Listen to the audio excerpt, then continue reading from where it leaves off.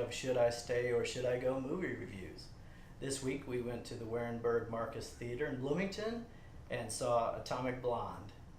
I'll start out the review because I picked the movie this week. I didn't know what to expect. There was a lot of action in the previews and there was a lot of action in the film. In about the first quarter of the film, there was a lot of music and a lot of action to sequences, and I thought, oh boy, here we go again for another music video type movie that's just full of music and action scenes. But I thought about halfway through the movie, it started to develop a storyline and pulled me in a little more. I got more interested in the film itself. There was a lot of good action towards the end. I thought the fight scenes were a lot more realistic than like John Wick 2, who this was directed by the same director that did the John Wick films. And it kept me guessing and wondering what was going on towards the end. So we talked about how do you rate movies, and Sharon and I were talking about, do you enjoy it or don't you enjoy it? And I think sometimes you can be a little more critical of the different elements of the film, the cinematography, the way the script is laid out, things like that. I enjoyed the film, and I am going to give it 7 stars. Amy? I enjoyed it, the movie. It was action-packed, and it had great music. It was from the 80s. And the fight scenes, I thought were okay. I expected it to be more of a James Bond kind of movie than what it was. It had a very interesting plot or a twist at the end, and I thought it was good, enjoyable. I give it a 7 as well. Shane?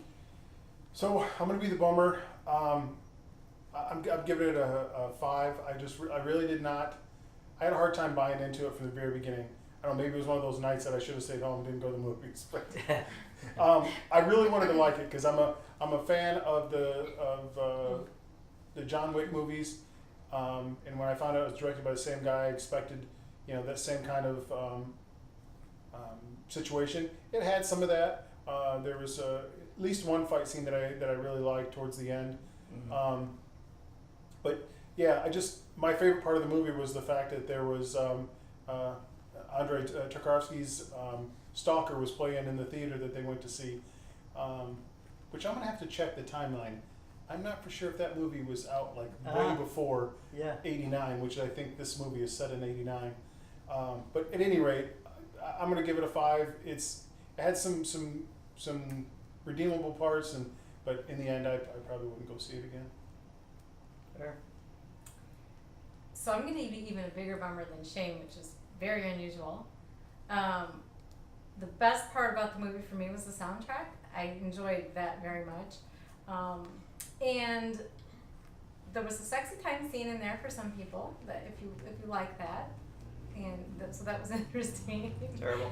There was a lot of action in the movie, but I did not otherwise find the movie at all compelling to me. The storyline wasn't compelling. The characters weren't compelling. The fights didn't seem real to me.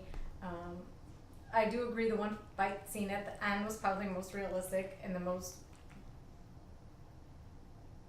entertaining one, if it is at all entertaining. I thought so too. Anyhow, I wasn't compelled. I didn't enjoy it. 3 stars for me. So I say don't see it ever. I did like the soundtrack, the way they had the retro stuff, and then they had a modern twist on some of the songs. Yeah, like some remixes. In the Blue Monday, and I thought the soundtrack was great. They had a nice nod to Bowie on 2 of those songs actually. Yeah, used the Bowie songs. Putting Out Fire with Gasoline song, the same one they used in Quentin Tarantino's Inglourious Bastards. Oh, nice. When they burnt down the theater with all the Nazis in there. Okay, same song was playing. Well, I'm not much of a director kind of person. I don't know my directors, but when I was watching the movie, it did dawn on me that this was similar to the John Wick movies. So I find that ironic that I was able to pick up on that. Yeah, now you guys know I like John Wick 2 Mm-hmm. a lot. I like John Wick 1 also. But those fight scenes were so over the top and so in your face and so throughout the entire film. Yes. Yeah. I thought these were a little more realistic and a little more They were less tame slow than that, motion. and maybe that was the intention, but They were tame, but they didn't look real. They were a little more spread out too. right, that's what I John mean. Wick 2, you're kind of pummeled with. From the beginning Yeah. to the end, it's Yeah. just. But yeah, so I'm saying, go check the movie out. It was enjoyable. Go to the movies. It was worth it.